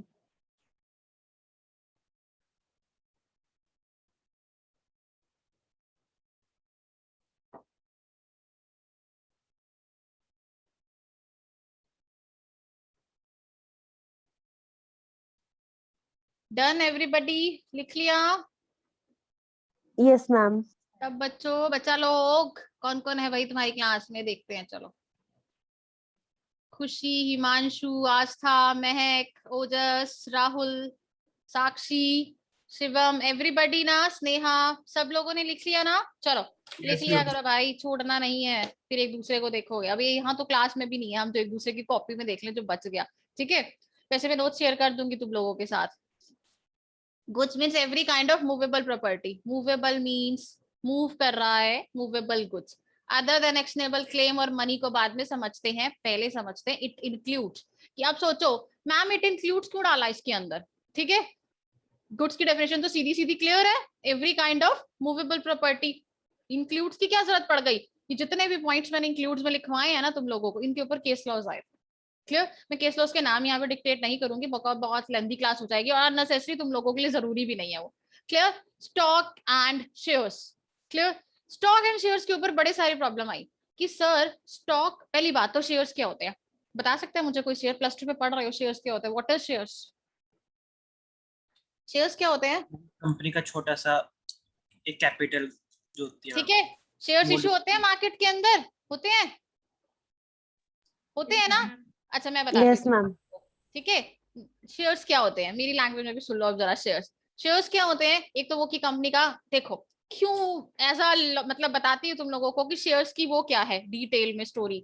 Shares क्या होते हैं? अगर company को पैसा चाहिए, ठीक है, हमारे पास, मैं बिजनेस कर रही हूँ, ठीक है, मेरे को बिजनेस करना है, मुझे पैसे की जरूरत पड़ गई है। अब इतनी तो मेरे पास कैपिटल भी नहीं है कि मैं लगा लूं, जितना मेरे पास सेविंग अकाउंट में पैसा था या मैंने इधर उधर से पकड़ लिया, क्लियर, मैंने बिजनेस स्टार्ट तो कर दिया, क्लियर, और मेरा बिजनेस अच्छा ग्रो भी कर रहा है, क्लियर, बट अब मुझे फिर से पैसे की जरूरत पड़ गई। जितने भी स्टार्टअप्स है, OLX हो गया, ओला हो गया, और कौन कौन से स्टार्टअप्स आए पड़े हैं, Paytm is also a startup, clear, fine. तो ये सारे स्टार्टअप्स थे, जोमेटो, स्विगी, इन सब के ऊपर ये जितने भी स्टार्टअप्स थे, अब जितने भी स्टार्टअप्स शुरू होते हैं इनके ऊपर थोड़े थोड़े टाइम में पब्लिक इशू आना शुरू हो जाता है। पब्लिक इशू का मीन्स है शेयर्स मार्केट में आते हैं। मतलब ये अपनी इतनी गुडविल क्रिएट कर चुके हैं, ठीक है, मार्केट की बातें बता रही हूँ थोड़ी सी, आप तुम्हारे सिलेबस से आउट, क्लियर। तो जब हम जॉब करते हैं या जो भी हम करते हैं तो उसके अंदर हो क्या रहा है कंपनीज के अंदर, थोड़ी सी वो बता रही हूँ, ठीक है। तो अगर हमें पैसे की जरूरत पड़ गई कंपनी के अंदर जॉब करते टाइम, कहाँ से लाएंगे हम पैसे? अरे भाई जिनसे मांगना था तो मिल गए, अब नहीं देंगे वो हम लोगों को पैसे, अब हम पब्लिक इशू लेकर आते हैं। तो मार्केट के अंदर बहुत सारी कंपनीज के पब्लिक इश्यूज आते हैं। अभी भी कभी CNBC आवाज टीवी देखा है? नहीं देखा होगा चैनल, इधर उधर के तो टाइम पास देखते हो, नहीं देखना। अच्छा नीचे ना देखा है ना, तो नीचे लाइन में लिखा होता है इस कंपनी के शेयर्स ये, इस कंपनी के शेयर्स अप, इस कंपनी के शेयर्स डाउन, ठीक है, वो शेयर्स की वैल्यू होती है। लेकिन उसमें ये भी आता है कि कौन सी कंपनी अपना पब्लिक इशू लेकर आ रही है। पब्लिक इशू का मीन्स ये है कि कंपनी अपने शेयर्स मार्केट में लेकर आती है, वो तुम्हें इनवाइट करती है, जो तुमने पढ़ा है बुक्स के अंदर, एप्लीकेशन की मनी तुमसे मांगती है, फिर उसके बाद जितने पैसे उसको चाहिए उन लोगों को अलॉट कर देती है, ओवर अलॉटमेंट भी हो जाता है, अंडर तो कर कभी नहीं जाता, ओवर सब्सक्राइब्ड हो जाते हैं शेयर्स, क्लियर, फाइन। उसके बाद जिनके पैसे उनको नहीं चाहिए उनको रिटर्न आ जाते हैं पैसे। ऐसा ही सब कुछ तुमने शेयर्स की थ्योरी में +2 में +1 में रीड किया हुआ है, जिसको थ्योरी बोलते हैं कि शेयर्स कितने टाइप्स के होते हैं, क्लियर। नॉमिनल शेयर ये भी पढ़ेंगे हम लोग, बट यहाँ नहीं पढ़ना सेल्स ऑफ गुड्स एक्ट के अंदर, क्लियर, फाइन। तो शेयर्स में बहुत सारे होते हैं, नॉमिनल शेयर्स होते हैं, clear, fine. Paid up share capital होती है, बहुत सारे टाइप्स की कैपिटल भी पढ़ी है, अकाउंट्स में भी पढ़ी है। तुम लोग अकाउंट्स के स्टूडेंट हो, तुम्हें डीप में बताने की मुझे जरूरत नहीं है कि इन सब कैपिटल के बारे में, क्लियर। तो शेयर्स कंपनीज पब्लिक इशू लेकर आती है। तो पब्लिक इशू मार्केट में तभी आता है जब उस कंपनी की डिमांड होती है। अगर मैं अपनी कंपनी की डिमांड ही नहीं क्रिएट कर पाई तो मेरा पब्लिक इशू कौन खरीदेगा? मतलब बेसिकली सीधा अगर मैं नॉर्मल बाजार की लैंग्वेज में, मार्केट की लैंग्वेज में बात करूं तो मेरी कंपनी में इन्वेस्ट कौन करेगा? अगर मैं अपनी मार्केट वैल्यू क्रिएट ही नहीं कर पाई तो मेरी कंपनी में कोई इन्वेस्ट नहीं करेगा। इन्वेस्टमेंट ही शेयर्स है, ठीक है। तो मैंने भी शेयर्स खरीदे हैं, मैं अपने पर्सनल अकाउंट से मैंने भी शेयर्स खरीदे हुए हैं, मैंने एक्सिस बैंक के खरीदे हुए हैं, HDFC बैंक के खरीदे हुए हैं, ठीक है, बट मैंने थोड़े थोड़े खरीदे हैं। मुझे को इतने बड़े अमाउंट पे नहीं खेलना है कि मुझे प्रॉफिट आए, क्लियर। बट हाँ, शेयर्स दुनिया इन्वेस्ट करती है, एज ए इन्वेस्टमेंट पर्पस के लिए हम लोग शेयर्स खरीदते हैं, तो ये होते हैं शेयर्स। और स्टॉक्स क्या होते हैं? स्टॉक्स तो शायद तुमने कभी नहीं सुना होगा। शेयर्स होते हैं तुम्हारे, उसमें होते हैं ना चार, अगर हमको पैसा चाहिए, मान लो हमने 10 शेयर खरीदे हैं, क्लियर, 10 शेयर के ऊपर हमारी वैल्यू है 2 लाख, ठीक है। अब 10 शेयर्स हम लोग परचेज करे हैं, ठीक है, 10 शेयर्स के ऊपर चलो 10,000 बोल देते हैं, 2 लाख ज्यादा हो गई, हम रिलायंस अंबानी जैसे के शेयर्स काफी महंगे हैं, बाकियों के तो सस्ते हैं, ठीक है, मारुति का शेयर बहुत महंगा है, तो ऐसे जो कुछ कंपनीज है जिनके शेयर्स बहुत कॉस्टली चल रहे हैं, अभी भी चलते रहते हैं उनके, तो 10,000 के हमने शेयर्स खरीदे, ठीक है। अब मुझे पैसे की जरूरत पड़ गई, मुझे पैसे की जरूरत पड़ी 8,000, क्लियर। अब 8,000 पैसे की जरूरत है, और कैसे लूंगी मैं 8,000? सारे शेयर्स बेचूंगी, पता ही नहीं, 2 शेयर बेचूंगी 8 नहीं आए, 3 शेयर बेचूंगी तब भी 8 नहीं आए, तो कुछ सिस्टम सा नहीं बनता शेयर्स के अंदर। तो होता क्या है, कंपनीज में क्या ऑप्शन दी जाती है कि आप अपने शेयर्स को ना स्टॉक में कन्वर्ट करा लो। स्टॉक मतलब एक लमसम अमाउंट में कन्वर्ट करा लो, ठीक है, लमसम अमाउंट में क्रिएट। तुम्हारे साथ स्क्रीन शेयर हो रही है ना? Yes, ma'am. ठीक है, तो एक लमसम अमाउंट के अंदर उसको 10 शेयर्स की वैल्यू थी 10,000, लो जी ये स्टॉक है अब आपका 10,000 का, अब इसमें से 2,000 कैश कर लो, 4,000 कैश कर लो, 4,500 कैश कर लो, 4,600 कैश कर लो, 4,600, 47 कैश कर लो, व्हाटएवर यू वांट, जो तुम करना चाहते हो इसमें से उसके बेचो उतने पैसे और अपने अकाउंट पे ले लो, बाकी एज इट इज पेंडिंग खड़े रहेंगे। स्टॉक सिर्फ एक लमसम अमाउंट के लिए होता है, लेकिन अगर हमें शेयर से पैसे लेने हैं तो एक तो होल फिगर ही आएगी ना, 8,000 आ जाएगी या 4,500 आ जाएगी, 3,000 आ जाएगी, 2,000 आ जाएगी हम लोगों के पास, लेकिन हम लोगों के पास जो एक अमाउंट चाहिए हमें वो नहीं पता लग रहा, डिनोमिनेशन नहीं हो पा रही हम लोगों से इन शेयर्स, क्योंकि शेयर्स तो नंबर्स में बिकते हैं, तो उसके लिए स्टॉक में कन्वर्ट किया जाता है, क्लियर। पर अभी तक इंडिया में कुछ ही कंपनीज होंगी, एक या दो, वैसे तो कोई भी नहीं है, ठीक है, बहुत टाइम पहले कभी किसी ने किए थे, आज के टाइम पे अभी तक इंडिया में किसी कंपनी ने अपने शेयर्स को स्टॉक में नहीं बदला,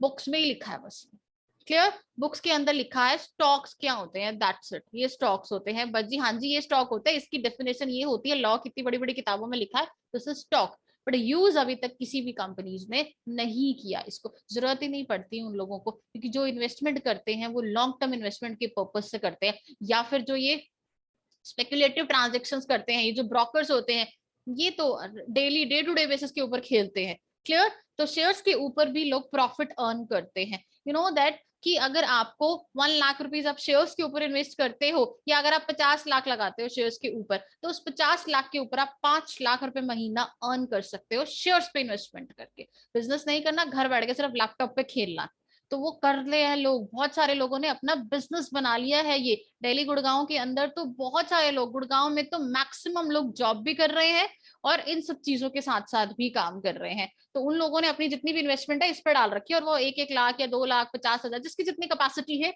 उस हिसाब से वो इसके ऊपर अर्न कर रहे हैं। फिर जब उन्हें अर्न करना आ जाता है, उन्हें समझ में आ जाती है मार्केट की स्ट्रैटेजी, वो जॉब छोड़ते हैं, सारा दिन इसी के ऊपर लग जाते हैं, क्लियर। तो बहुत सारे लोग हैं दिल्ली एनसीआर में, गुड़गांव में तो पता नहीं, बहुत सारे लोग हैं कि जो एमएनसीज में जॉब करते हैं ना, उन लोगों को तो आदत पड़ चुकी हुई है, जितने भी लोग गुड़गांव में जॉब करते हैं ना सबके पास शेयर्स हैं, मैक्सिमम लोगों के पास शेयर्स होते हैं, कुछ एक के पास नहीं भी होते कि लोग रिस्क नहीं खेलना चाहते हैं, बट वहां लोगों को जब वो अच्छी पोस्ट पे पहुंचते हैं ना तो सबके पास शेयर्स होते हैं, सबने खरीदे होते हैं, सबको लालच आता है। यहाँ लोग इन्वेस्टमेंट करते हैं, जमीन खरीदते हैं, है ना, घर खरीदते हैं, क्लियर, गोल्ड में इन्वेस्टमेंट करते हैं, लेकिन अगर मैं गुड़गांव की बात करूं, दिल्ली एनसीआर की बात करूं, इन सब चीजों में खेलते हैं, शेयर्स में इन्वेस्टमेंट कर ली, म्यूचुअल फंड्स में इन्वेस्टमेंट कर ली, प्रॉपर्टी में भी है वहां पे डील, क्लियर, बट इन चीजों में ज्यादा है वहां पर, क्लियर। तो अपार्ट फ्रॉम योर सिलेबस है, छोड़ो स्टॉक, क्लियर, स्टॉक समझ में आ गया। शेयर्स ये मूव होते हैं ना, मैंने शेयर्स खरीदे तुम्हारे नाम कर दिए, ठीक है, तो तुमने बेच दिया आगे, फाइन।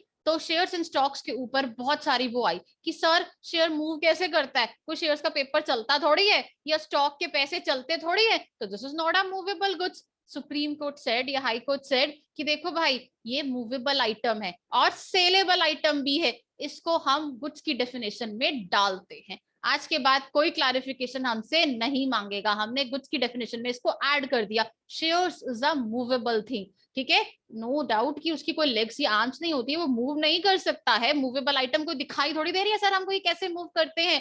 लोगों ने ऐसे स्टूपिड स्टूपिड क्वेश्चंस पूछे जिनके ऊपर केस लॉज आए, तो देन सुप्रीम कोर्ट डिसाइडेड कि shares and stock is a good as a movable goods. Clear? तो इसीलिए इसको यहाँ डाला गया और लिखा गया अलग से, ताकि कुछ बेवकूफ लोग बीच में ना आ जाए और ये कहें shares is not a movable goods. लोग लॉ का फायदा भी बहुत उठाते हैं इंडिया के अंदर। कहाँ लिखा है दिखाओ share is a movable good, हम तो इसको इमूवेबल मानेंगे, हम तो नहीं मानते मूवेबल गुड्स है। तो लॉ को दिखाना पड़ता है सब कुछ लिख लिख के। Clear? Next, growing crop and grass. अब क्रॉप्स क्या होता है? फसलें खड़ी हैं, ठीक है, हमारी लैंड के ऊपर हमारी जितने भी हमारे ग्रास खड़ी है, ठीक है, लैंड के ऊपर बहुत सारी ग्रास है, बहुत सारी क्रॉप्स है, ठीक है, तो ये सब बिकती है। मैम ये तो लैंड के ऊपर है, यस इट इज। इसके ऊपर भी झगड़े होने शुरू हो गए थे कि ग्रोइंग क्रॉप, भाई ये तो लैंड के साथ अटैच है, ये तो इमूवेबल प्रॉपर्टी हो गई। फार्मर्स ने बोलना शुरू कर दिया कि ये तो इमूवेबल प्रॉपर्टी है, क्रॉप्स क्यों हमारी मूवेबल में डाल रहे हो आप, ग्रास क्यों डाल रहे हो, ये तो जमीन के साथ जुड़ी हुई है ना। तो ग्रास को थोड़ी, गवर्नमेंट सेड, ध्यान से सुनो मेरी इस बात को, क्लियर, गवर्नमेंट ने बोला या सुप्रीम कोर्ट ने बोला, कोर्ट सेड कि देखो मैंने क्या डेफिनेशन दी थी गुड्स की, movable and saleable. Clear? Grass को, क्रॉप को तुम जमीन से अलग काट के बेच सकते हो, बेच रहे हो ना, फसलों को काट के सेल करते हो ना, अर्न करते हो प्रॉफिट। जिनकी लैंड है उनको पता है ग्रास भी बिकती है। क्लियर? तो अगर किसी फसल को काट के या क्रॉप्स को आप कट करके, डिटैच करके, अलग करके लैंड से ग्रास को सेल कर रहे हो, तो वो मूवेबल में डालेंगे हम। मतलब एक ऐसी चीज, नीचे भी यही लाइन लिखी है, क्लियर, एक ऐसी चीज, थिंग्स अटैच्ड और forming part of a land which are agreed to be separated. Separated word important है इस पूरी डेफिनेशन में, जिसको आप लैंड से अलग कर सकते हो। क्लियर? अब हम बिल्डिंग अलग नहीं कर सकते लैंड से। मैं घर उठा के ले जाऊंगी क्या? ऐसे तो सारी दुनिया कर ले, मैं गुड़गांव में रहती हूँ, मैं घर उठाऊंगी और घर उठा के मैं अपने किसी और जगह ले जाऊंगी, फिर मैं किसी और जगह ले जाऊंगी मैं अपने घर को उठा के, ऐसे तो सारी दुनिया लेके चली जाएगी और बिल्डिंग मूवेबल गुड्स बन जाएगी। फॉरेन में दिस इज पॉसिबल, सुना होगा या शायद देखा भी होगा, कुछ कंट्रीज के अंदर मूवेबल हाउसेस भी बनते हैं, वो लोग वहां रहते हैं और उठा के फिर ले जाते हैं, वो सारा का सारा घर उठ के चल देता है। कभी डिस्कवरी देखा हो या कोई और चैनल देखा हो तो उसके अंदर ये सब चीजें दिखाते रहते हैं। क्लियर? फाइन। तो जो चीज लैंड से कट करके हम लोग अलग करके बेच सकते हैं, अब point is this, the point to be noted, बिकना भी चाहिए, तभी वो मूवेबल गुड्स की डेफिनेशन में आएगा, वो सेल की डेफिनेशन में आएगा, अदरवाइज नहीं। जो बिक ही नहीं सकता फिर उसको क्या सेल मानेंगे हम, संभाल के रखेंगे अपने पास एंटीक आइटम की तरह, वो सेल फिर उससे उसके ऊपर डील ही नहीं हो सकती, तो कॉन्ट्रैक्ट ऑफ सेल क्या है। ठीक है, तो जो चीज हम लैंड से अलग कर सकते हैं, सेपरेट करके उसको सेल कर सकते हैं, कुछ भी गवर्नमेंट ने लिख दिया सी पॉइंट के अंदर, कुछ भी, क्लियर, वो गुड्स की डेफिनेशन में आ गया। ठीक है, stock shares and growing crops and grass के ऊपर बहुत सारे केसेस आए थे, इसीलिए गवर्नमेंट ने इसको अलग लिख दिया है, इट इंक्लूड्स डाल के। बट उसके बाद कोई केस नहीं आया तो गवर्नमेंट ने ये लाइन ही लिख दी थर्ड, कि कोई भी चीज को आप जमीन से अलग करो, बेच रहे हो, अलग करके सेल कर रहे हो, उसको हम मूवेबल गुड्स की डेफिनेशन में मान लेंगे। अब कोई केस या कोई इन्वेस्टिगेशन इसके ऊपर नहीं होनी चाहिए, सीधा सीधा लॉ में लिखा है, मानना पड़ेगा तुम लोगों को। क्लियर? तो इसीलिए इट इंक्लूड्स का इंपॉर्टेंस है। तो तुम्हारे ऊपर केस लॉज आ सकते हैं, घुमा घुमा के वो किसी भी तरीके से पेपर में सिचुएशन बेस्ड क्वेश्चन दे सकते हैं। क्लियर? तो shares, stocks, growing crops, clear. अच्छा, ये जो लैंड वाला पॉइंट है ना, इसके आगे लिख लो एग्जाम्पल पे, कटिंग ऑफ ट्रीज, पेड़ों को भी काट के तुम बेचते हो, मूवेबल गुड्स है। For your understanding purpose example लिख लो सी पॉइंट के आगे, कटिंग ऑफ ट्रीज, ट्रीज को काट के भी बेच रहे हो ना, वो भी मूवेबल आइटम्स है। ये नहीं कि ट्रीज तो खड़े हैं लैंड के ऊपर, पेड़ तो इमूवेबल होते हैं जी, चलते थोड़ी है, no, this is movable goods, law ने क्लियर किया हुआ है। क्लियर? अच्छा, एक डी पॉइंट रह गया, वो भी लिख लो यहाँ पर, ठीक है, इसमें रिमूव कर देती हूँ इसको, वो तो छोटा सा ये सिंपल सा पॉइंट है, तो पहले 3 पॉइंट्स उसके बाद डी। तो आई थिंक 3 के 3 समझ में आ गए होंगे। आप कभी नहीं भूलोगे कि जो चीज लैंड से अलग करके, कट करके, सेपरेट करके, डिटैच करके, ठीक है, हम उसको सेल कर सकते हैं, हम उसको बेच सकते हैं, वो हर चीज, इवन ट्रीज क्यों नहीं हो, ठीक है, वो सारी की सारी चीजें तुम्हारी जाएंगी मूवेबल में, नॉट इमूवेबल में। डोंट बी कंफ्यूज्ड मूवेबल और इमूवेबल की डेफिनेशन में। अब क्रिस्टल क्लियर है कि मूवेबल क्या होता है और इमूवेबल क्या होता है। एक पॉइंट रह गया डी, वो भी लिख लो। Intangible properties, intangible properties like goodwill, copyright, patent etcetera. लिखो फिर समझाती हूँ क्या लिख दिया मैंने। लॉ में बिल्कुल आराम से चलाऊंगी, बहुत स्लो स्लो चलाऊंगी शुरू में, क्योंकि बहुत सारे ऐसे वर्ड सुनोगे जो कभी नहीं सुने लाइफ में, भारी भरकम वर्ड है जिनका दिमाग में प्रेशर पड़ जाएगा, वो क्या मतलब है इन लोगों का। तो मैं आराम से, अकाउंट्स हो गया, इकोनॉमिक्स हो गया, स्टार्ट्स हो गया, सुनते आ रहे हो यार, 2 साल से पढ़ रहे हो उस चीज को, दिस इज फॉर न्यू। तो मैं आराम आराम से तुम्हारे दिमाग में जिन वर्ड्स को डालूंगी, स्पीड कोई नहीं है मुझे कि फटाफट मैम ने पूरा चैप्टर आज खत्म करा दिया, पूरी यूनिट खत्म करा दी, मुझे कुछ जल्दी थोड़ा है, समझाना है, पास कराना, रैंक दिलवाना है, ठीक है। चलो अच्छा, एक चीज और इसके अंदर, ट्रेडमार्क भी एक्सेट्रा, पेटेंट, ट्रेडमार्क एक्सेट्रा। अब ये क्या लिखा मैम 4th पॉइंट के अंदर, what is intangible properties like goodwill, copyright, कितने भारी भारी वर्ड सिखा दिए मैम आज की क्लास में आप लोगों को, ठीक है। तो goodwill, copyright, patent, trademark etcetera. अब ये क्या चीज होती है। अच्छा, गुडविल के बारे में तो everybody knows that, what is goodwill, balance sheet में लिखते हो, लिखते हो, लिखते हो ना, लिखते तो ये भी होंगे शायद, ठीक है, बट इसका, Yes, ma'am. ठीक है, बट इसके किसी को मतलब पता है और किसी को नहीं पता है। मतलब थोड़ा थोड़ा तो सबको पता होगा, पूरा पूरा किसी को नहीं पता होगा, थोड़ा थोड़ा सबको पता है, क्योंकि बैलेंस शीट करते हो यार, अकाउंट्स के स्टूडेंट हो तो कॉमर्स के अंदर ये टर्म्स तो होती ही होती है, ठीक है। इनटैंजिबल प्रॉपर्टीज, इनको आप छू नहीं सकते हो, यही होता है ना टैंजिबल, इनटैंजिबल का मींस, टेंजिबल मींस इनको आप टच कर सकते हो, इनटेंजिबल मींस जो आप टच नहीं कर सकते हो, clear. Now goodwill, Yes, everybody knows ma'am. That कि गुडविल बिकती है, बिकती है ना।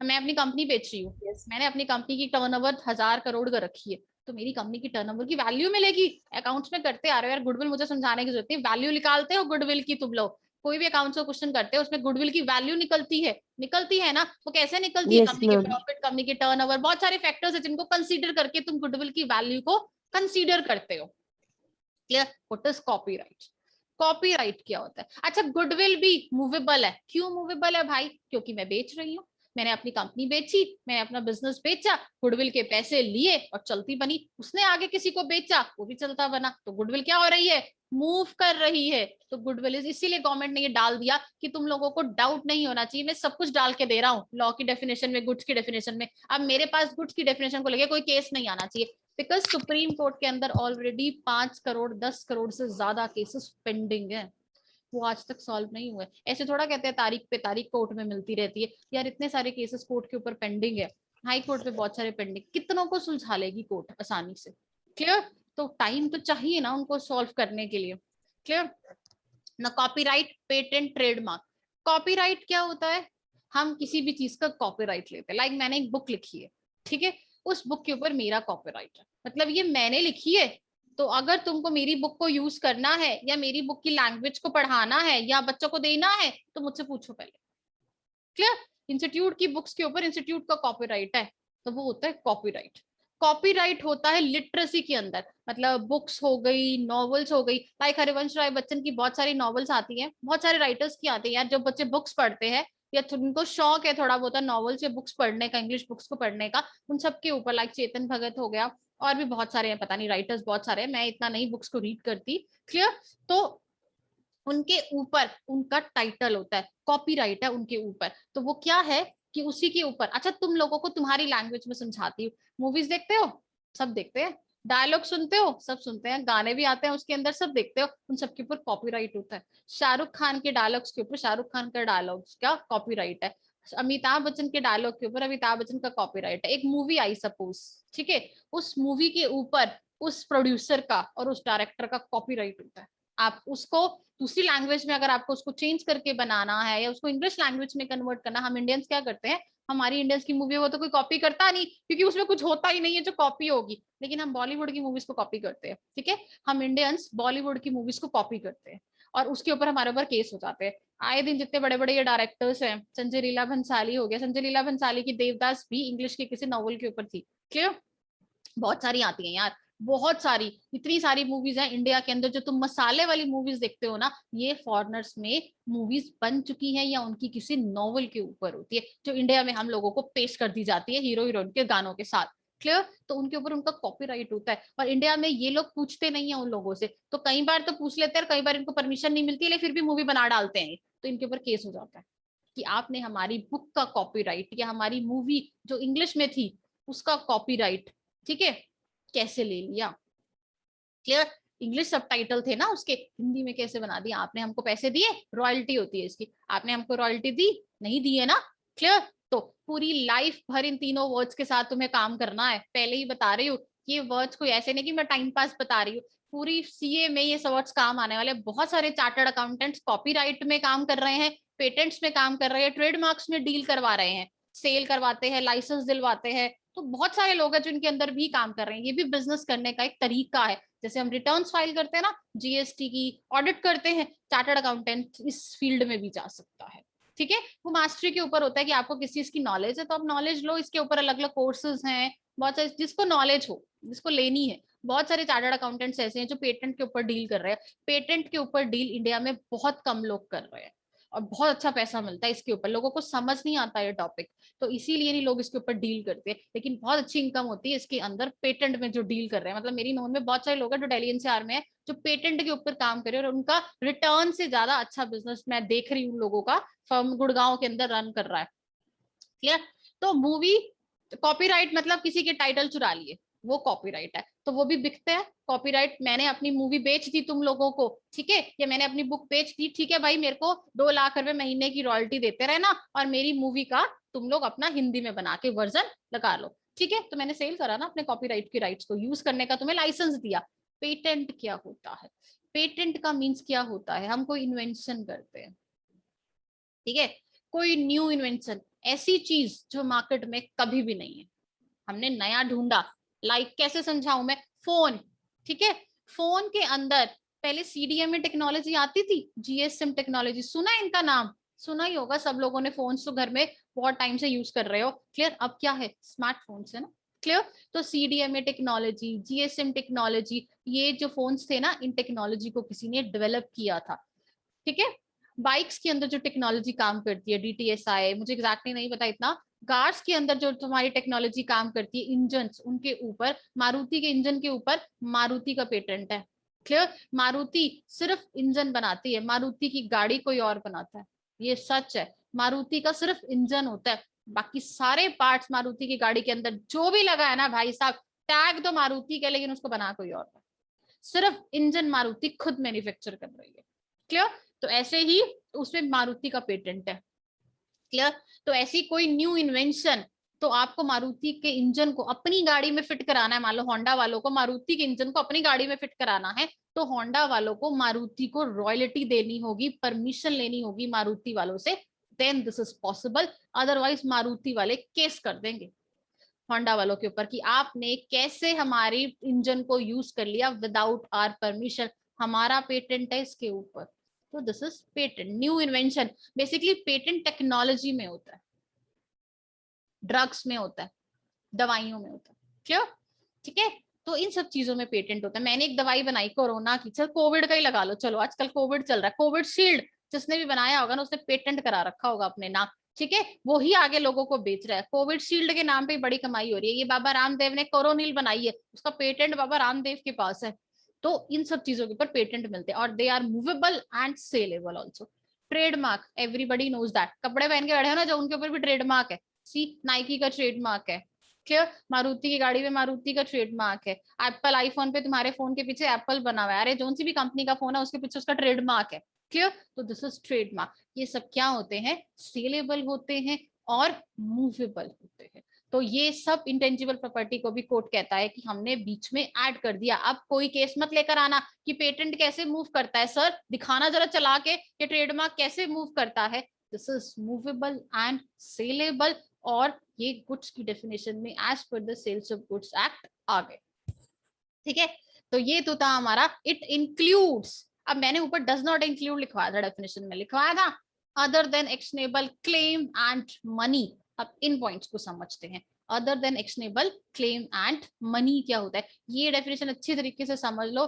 केस लॉस काफी बार डेफिनेशन से आए हैं, इसीलिए आराम आराम से एक एक पॉइंट को क्लियर करके समझा रहे हो। और वैसे भी ये सब्जेक्ट तुम लोगों के लिए नया है, तो समझने में थोड़ा सा, कुछ बच्चों को बहुत जल्दी समझ में आ रहा होगा, कुछ बच्चों को थोड़ा लेट आ रहा है, मुझे सबको बराबर लेकर चलना है, ठीक है, मेरे लिए सब इक्वल हो तुम लोग। चलो, अब मैंने बताया इट डज नॉट इंक्लूड, ठीक है, दिस इज रफ पार्ट, अगर तुम लिखना चाहोगे तो लिख लेना समझने के लिए, नहीं तो ऊपर वाली डेफिनेशन से समझ लेना। इट डज नॉट इंक्लूड, क्या नहीं आएगा इसके अंदर, मैंने एक वर्ड लिया यहाँ पर, मनी, पैसा। इंडिया की मनी मूवेबल है, यस मैम, मैंने आपको पैसे दिए, फीस दी ट्यूशन की, क्लियर, तो मूवेबल हुई ना, सेलेबल है। मनी सेल कर सकते हो, यस और नो, नो मैम। नहीं कर सकते हो ना, खत्म हुई बात। मनी बेच नहीं सकते, ऐसे तो हम इंडिया की करेंसी कोई भी बेच देगा, ठीक है, इंडिया की करेंसी कोई नहीं बेच सकता, कोई पावर नहीं है तुम लोगों के पास, आरबीआई के पास भी पावर नहीं है इंडिया की करेंसी बेचने की। तो ये मूवेबल तो है नो डाउट, सेलेबल नहीं है पैसा। क्या इंडिया की करंट करेंसी की बात कर रही हूँ, current currency and coins, these are movable, yes it is movable, तो ये है बिकॉज एक जगह से दूसरी जगह ट्रांसफर तो हो रहा है, क्लियर। इस डाउट को क्लियर करने के लिए सुप्रीम कोर्ट ने यहाँ ये डेफिनेशन में डाला, नहीं तो ये डाउट्स को लेके बहुत सारी प्रॉब्लम आ रही थी, सर मनी तो मूवेबल है, ये तो चलती है, ये भी तो सेल्स ऑफ गुड्स एक्ट में जाएगी, तो लॉ को सब कुछ क्लियर करना पड़ता है with the help of case laws. तो मनी, करंट करेंसी और कॉइन्स नहीं आएंगे, आप करंट करेंसी को या करंट कॉइन्स को आप लोग बेच नहीं सकते हो, अलाउड ही नहीं है, तो this is not a part of a sales, ठीक है, गुड्स की डेफिनेशन में नहीं आया। लेकिन ओल्ड करेंसी, ये लिख लो ये चीजें, ठीक है, मनी के साथ old currency, old coins, these are movable and saleable, clear, ये बिकते हैं ना, तुम्हारे पास पुराने जमाने के नोट हो, सिक्के हो, एंटीक वाले ले जाते हैं, डॉलर्स किसी ने इकट्ठे किए हुए हो, डॉलर्स भी बिक जाते हैं, मेरे को शौक है डॉलर्स इकट्ठे करने का, सपोज, क्लियर, फाइन, तो मैंने बहुत सारे डॉलर्स इकट्ठे कर रखे हैं हर कंट्री के, या मैंने कॉइन्स इकट्ठे कर रखे हैं, मुझे शौक है, मेरे पास बहुत सारे कॉइन्स इकट्ठे हो गए, इतनी सारी कलेक्शन है मेरे पास, कोई आया मेरे पास, उसने देखा, मैम वाओ क्या कलेक्शन है, क्या आप इसको हमें सेल करोगे, हम इसकी एक और पेंटिंग बनाएंगे, मैं कहती हूँ अच्छा अच्छे पैसे दे रहे हो तो भाई ले जाओ, मैंने तो इतने साल से इसको इकट्ठा किया, मुझे कुछ पैसे कमाने को मिल गए, तो इट्स गुड। तो ओल्ड करेंसी या ओल्ड कॉइन्स बिक सकते हैं, तो बेसिकली ओल्ड नोट, पुराने नोट जो अब काम नहीं है, डिमोनेटाइजेशन के बाद तो वैसे भी सारे नए नोट आ गए, और ऐसे ऐसे नोट आए इतने पतले पतले से, पता ही नहीं लगता है कि 100 का है कि 100 का है कि 50 का है कि 20 का कि 10 का, कोई वैल्यू ही नहीं रही नोटों की, तो कागज बना दिया उन्होंने, क्लियर। तो old currency, old coins, these are movable and saleable. तो मनी में हमेशा याद रखना, करंट मनी या current currency, current notes saleable नहीं है, मूवेबल नहीं है, but old currency, old coins are movable and saleable, clear. Excuse me, ma'am. हाँ जी, मैम, कैश इक्विवेलेंट्स।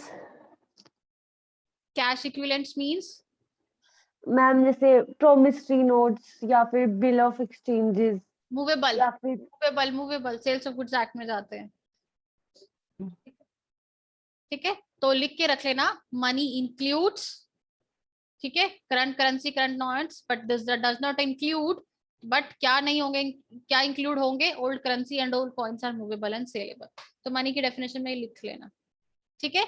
और जो तुम्हारे कैश इक्विवेलेंट्स है, लाइक तुम्हारे प्रोमिसरी नोट हो गए, बिल्स ऑफ एक्सचेंज हो गए, ये सेल होते हैं, मैंने प्रोमिसरी नोट से तुमको सामान दिया, वो प्रोमिसरी नोट आगे मैंने देकर सामान ले लिया, वो जा रहा है ना, बिक रहा है ना, मेरा पेमेंट हो रही है ना उससे, तो वो सेलेबल भी और मूवेबल भी। चेक है, मैंने किसी को चेक लिया और आगे चेक मैंने अपना वो किसी क्रेडिटर को पढ़ा दिया, लो भाई मुझे पीछे से चेक आया था, मैंने कैश नहीं कराया, तुम करा लेना इसको कैश, मूवेबल भी और सेल, मेरा डेप्ट उतरा ना, क्लियर। नेक्स्ट, ये पॉइंट मुझे यहाँ, ठीक है, एक्सनेबल क्लेम्स, एक वर्ड लिखवाया मैंने, एक्सनेबल क्लेम्स। अब व्हाट इज एक्सनेबल क्लेम्स, थोड़ा सा लिख भी लो फॉर योर अंडरस्टैंडिंग पर्पस, लिख लो, means a claim, means a claim which can be enforced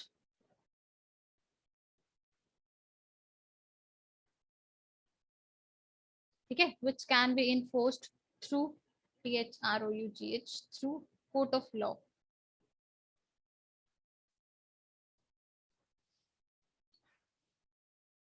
actionable claims means a claim which can be enforced through court of law. क्या क्या लिखा मैंने ये मैम, ऐसा क्लेम जो इन्फोर्स हो सकता है थ्रू कोर्ट ऑफ लॉ.